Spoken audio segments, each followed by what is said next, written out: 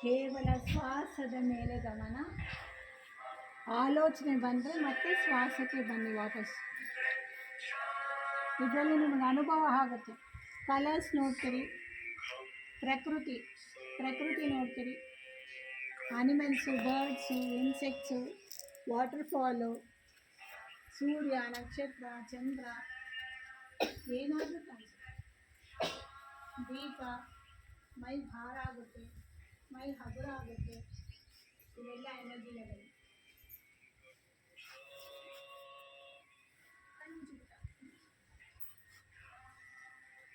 ಶ್ವಾಸದ ಮೇಲೆ ಗಮನ. ಇದನ್ನು ಮಾಡ್ತಾ ಇದ್ದರೆ ನಮ್ಮ ಆಲೋಚನೆಗಳು ದಿನ ದಿನಕ್ಕೆ ಕಮ್ಮಿ ಆಗ್ತಾ ಹೋಗುತ್ತೆ.